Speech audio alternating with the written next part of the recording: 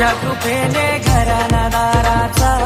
गंगा सुखाने हो भरला सार भेटलंय